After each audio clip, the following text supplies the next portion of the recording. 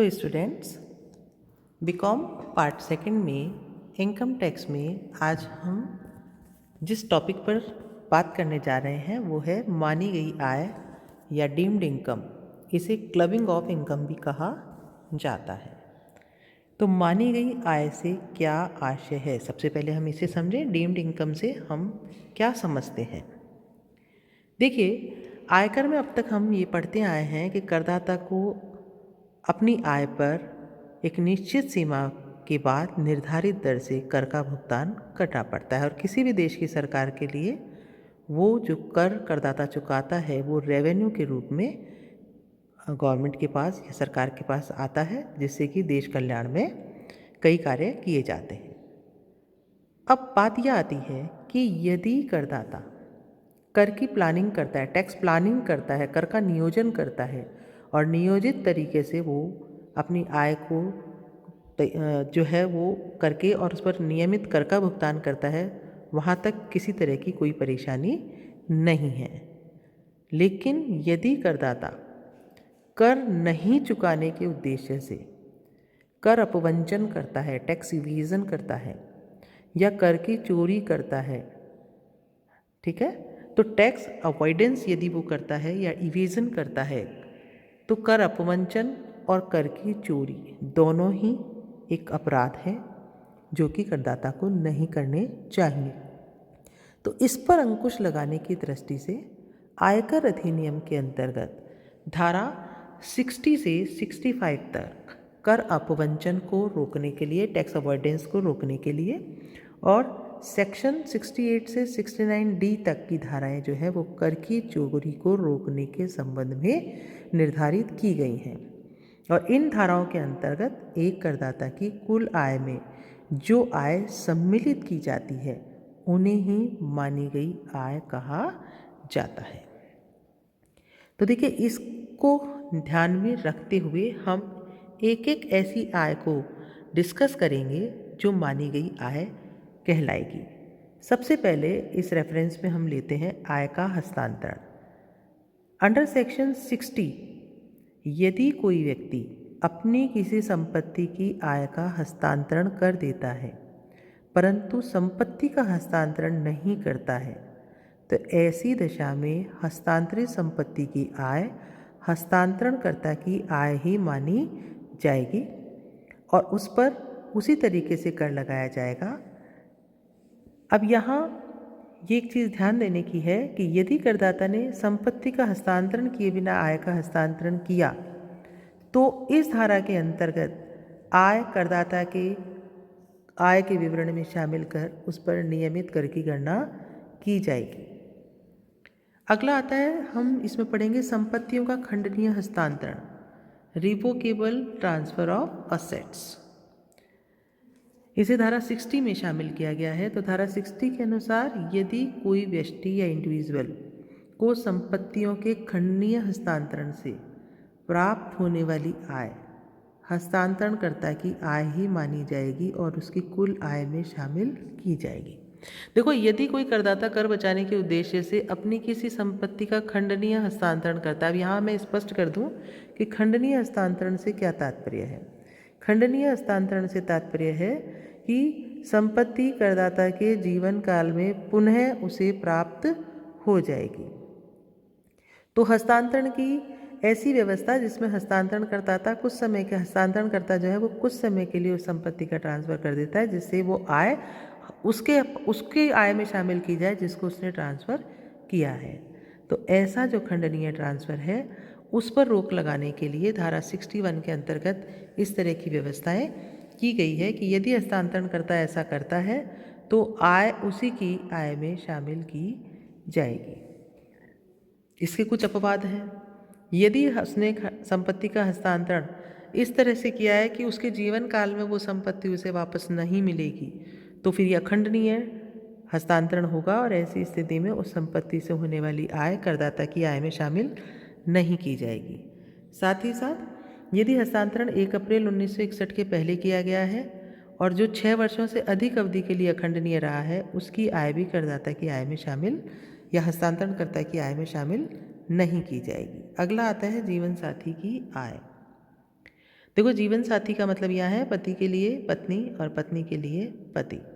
तो एक व्यक्ति को निम्नलिखित साधनों से होने वाली आय उसके जीवन साथी की आय में सम्मिलित की जाती है।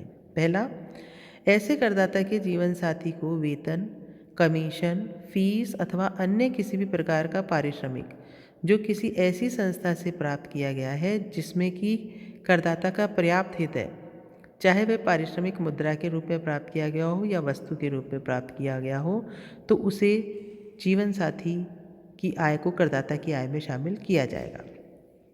परंतु यहाँ एक चीज़ आपको ध्यान रखनी है, यदि करदाता का जीवन साथी योग्यता रखता है, यानी कि वो प्रोफेशनल है या उसे टेक्निकल नॉलेज है और उसने अपनी उस नॉलेज के बिहाफ पर ही आय अर्जित की है, तो ऐसी स्थिति में ऐसी आय जो है वो करदाता की आय में शामिल नहीं की जाएगी, अपितु जीवन साथी की आय में ही शामिल की जाएगी। ठीक है। अगली हमारी आती है पुत्र वधू। नहीं, इसमें एक इनकम और हो सकती है, हस्तांतरित संपत्तियों की आय। यदि किसी व्यक्ति ने अपनी संपत्ति प्रत्यक्ष या अप्रत्यक्ष रूप से अपने जीवन साथी को हस्तांतरित कर दी है, तो उस संपत्ति की आय हस्तांतरणकर्ता की आय में ही जोड़ी जाएगी। अब यहाँ भी कुछ अपवाद हैं। पहला, यदि संपत्ति का हस्तांतरण करदाता ने उचित प्रतिफल के बदले किया है तो आय करदाता की आय में शामिल नहीं की जाएगी। दूसरा, यदि संपत्ति का हस्तांतरण पति पत्नी के अलग अलग रहने यानी कि तलाक लेने की स्थिति में या सेपरेट होने की स्थिति में यदि किसी समझौते के अंतर्गत हस्तांतरण हुआ है तो भी आय जो है वो जीवन साथी की आय में ही जोड़ी जाएगी, करदाता की आय में शामिल नहीं की जाएगी। तो हमने देखा कि यदि करदाता के जीवन साथी को कोई आय हुई है तो वो कब करदाता की आय में शामिल होगी और कब शामिल नहीं होगी। यदि इसी तरीके से यदि करदाता ने कोई संपत्ति हस्तांतरित की है तो वो कब जीवन साथी की आय में शामिल होगी और कब करदाता की आय में शामिल होगी, ये हमने देखा। अब उसके बाद आती है पुत्र वधू की आय। 1 जून 1973 को या उसके बाद यदि कोई करदाता बिना पर्याप्त प्रतिफल के अपनी पुत्र वधू को कोई संपत्ति हस्तांतरित करता है तो ऐसी हस्तांतरित संपत्ति से प्रत्यक्ष या अप्रत्यक्ष रूप से पुत्र वधू को जो आय प्राप्त होगी वो करदाता की आय में ही शामिल की जाएगी।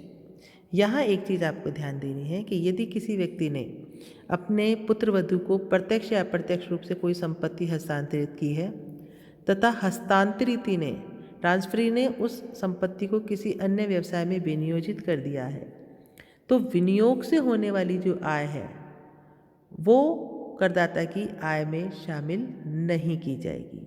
विनियोग से होने वाली आय उसी व्यक्ति की आय में सम्मिलित की जाएगी जिसे कि करदाता ने ट्रांसफ़र किया है। उदाहरण के लिए, यदि एक व्यक्ति ने अपनी पुत्र वधू को 1 लाख रुपए की संपत्ति हस्तांतरित की और पुत्र वधू ने एक व्यवसाय में 1,50,000 रुपये विनियोजित कर दिए जिससे उसको 50,000 रुपये की आय प्राप्त हुई। तो यहाँ हम क्या देख रहे हैं कि व्यक्ति ने 1 लाख रुपए की संपत्ति हस्तांतरित करी अपनी पुत्र वधू को और पुत्र वधू ने क्या किया, 1,50,000 रुपये किसी व्यवसाय में विनियोजित कर दिए। तो 1 लाख रुपये तो वो हुए जो कि उसे मिले अपने ससुर जी से और 50,000 उसने अपने मिला करके 1,50,000 रुपये विनियोजित कर दिए। अब मान लीजिए उसे उस व्यवसाय से कुल आय 50,000 रुपये की होती है, तो ऐसी स्थिति में हमें यहाँ ये निर्धारित करना होगा कि इस 50,000 में से कितनी इनकम उसके फादर इन लॉ की इनकम में शामिल होगी और कितनी इनकम जो है डॉटर इन लॉ की इनकम में शामिल होगी। तो इसको जब हम इस तरीके से विभाजित करेंगे तो हमें पता चलेगा कि यहाँ जब हम आय को डिस्ट्रीब्यूट करेंगे तो हम क्या करेंगे कि जो 1 लाख रुपए उसे मिले थे अपने फादर इन लॉ से वो और 1,50,000 जो उसने विनियोजित किए उसका हम रेशियो निकाल लेंगे। तो हमारे पास रेशियो आएगा 2:3। तो ये जो 50,000 की आय हुई है इसे भी 2:3 के रेशियो में क्या किया जाएगा, डिस्ट्रीब्यूट किया जाएगा। तो ऐसी स्थिति में 33,000 रुपये 33,000 रुपीज़ जो होगी वो उस व्यक्ति की आय में शामिल की जाएगी, उसके फादर इन लॉ की आय में शामिल की जाएगी और 16,667 रुपये उसके पुत्र वधू की आय में शामिल किए जाएंगे। तो हम 1,00,000 और 1,50,000 यानी कि जो 1,00,000 उसे मिला और 1,50,000 जो उसने लगाया उसका हम रेशियो निकाल लेंगे। तो 2:3 का रेशियो हमारे पास आएगा और इस 50,000 के इनकम को हम 2:3 में विभाजित कर लेंगे। तो 33,333 फादर इन लॉ की इनकम मानी जाएगी और 16,667 पुत्र वधू की आय मानी जाएगी। अगला हमारा आता है व्यक्तियों अथवा व्यक्तियों के समुदाय को हस्तांतरित संपत्ति की आय। देखो सेक्शन 64 के सब सेक्शन 1 एवं के 7 और 8 के अनुसार यदि एक व्यक्ति की कुल आय में उसके द्वारा बिना उचित प्रतिफल लिए व्यक्तियों अथवा व्यक्तियों के समुदाय को हस्तांतरित संपत्ति की आय उस सीमा तक शामिल की जाएगी जिस सीमा तक ऐसी संपत्तियों की आय उसके जीवन साथी अथवा पुत्र वधू के तत्काल अथवा भावी हित के लिए हो। यदि इस तरीके से कोई हस्तांतरण हुआ है तो वो फिर करदाता की आय में शामिल कर ली जाएगी। अगला हमारा आता है अवयस्क बच्चे की आय। माइनर बच्चा, अवयस्क बच्चे की आय, इसमें हम हैंडीकैप्ड बच्चे को, विकलांग बच्चे को शामिल नहीं कर रहे हैं। तो सेक्शन 64 के सब सेक्शन 1A के अनुसार अवयस्क बच्चे की आय को उसके माता पिता अथवा पिता की आय में सम्मिलित किया जाए, इसके संबंध में कुछ प्रावधान है। देखो, यदि बच्चे ने आय अपनी किसी योग्यता से प्राप्त की है, चाहे उसने शारीरिक श्रम से प्राप्त की है या अपना कि कोई टैलेंट है, उसकी कोई चतुराई है, उसकी कोई विशिष्ट ज्ञान है, अनुभव है, उस यानी कि उसने अपने किसी टैलेंट से यदि कोई आय अर्जित की है, अपने शारीरिक परिश्रम से कोई आय अर्जित की है, तब तो ऐसी इनकम माता पिता के इनकम में नहीं जोड़ी जाएगी। परंतु यदि किसी अवयस्क बच्चे के माता पिता का विवाह है, डिवोर्स नहीं हुआ है, तो माता पिता में से जिसकी इनकम अधिक होगी उसी की इनकम में माइनर बच्चे की आय को जोड़ा जाएगा। यदि डिवोर्स हो गया है, उनकी शादी टूट गई है, तलाक हो गया है, तो अवयस्क बच्चे की आय दोनों में से उस अभिभावक की आय में सम्मिलित की जाएगी जिसने गत वर्ष में उस बच्चे का पालन किया है, उस माइनर चाइल्ड को पोषित किया है।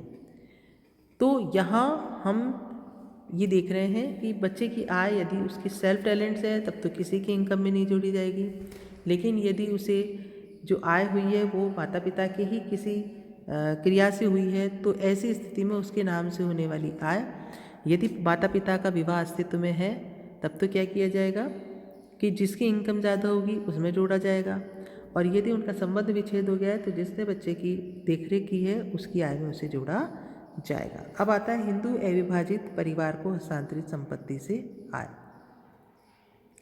देखिए, 31 दिसंबर 1969 के बाद यदि किसी हिंदू अविभाजित परिवार का कोई सदस्य अपनी व्यक्तिगत संपत्ति को HUF, जिसका वो मेंबर है, को बिना पर्याप्त प्रतिफल के हस्तांतरित कर देता है, तो ऐसी संपत्ति को परिवर्तित संपत्ति माना जाता है और ऐसी संपत्ति से होने वाली उपार्जित आय को इस सदस्य की ही उपार्जित आय माना जाता है।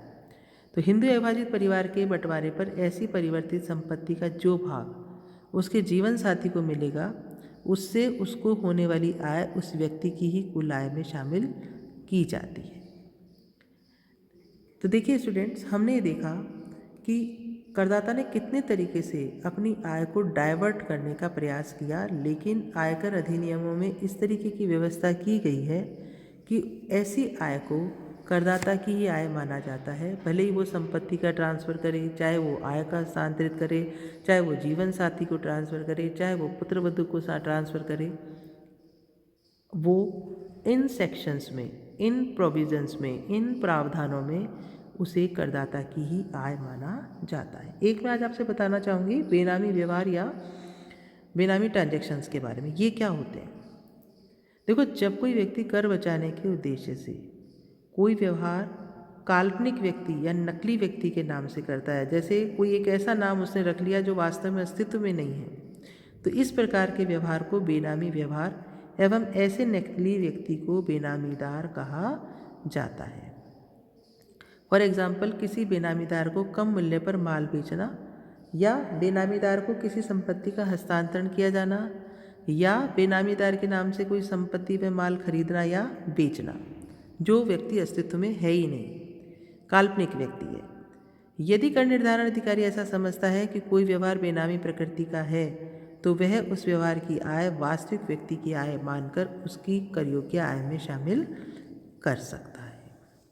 इसी तरीके से जब हम डिस्कस कर रहे थे अवयस्क बच्चे की आय, तो जहाँ इनकम माता पिता की आय में जोड़ी जाती है वहाँ सेक्शन 10 की सब सेक्शन 32 में एक कटौती दी जाती है माइनर चाइल्ड की इनकम के लिए। यदि जो आय जो जोड़ी गई है वो राशि या 1500 रुपये जो भी दोनों में से कम हो, उसकी कटौती उस बच्चे की आय जो कि करदाता की आय में शामिल हो रही है, चाहे वो स्पाउस उसकी माता हो, चाहे वो अधिक करदाता उसकी माता हो या पिता, जिसकी भी आय में उसे जोड़ा गया है उसे ये कटौती प्राप्त करने का अधिकार होगा। तो आज हमने डीम्ड इनकम में मानी गई आय में सेक्शन 60-65 जो प्रावधान है उन्हें डिस्कस किया। अगली क्लास में मैं आपको इसके बारे में और भी प्रोविजंस बताऊंगी। धन्यवाद।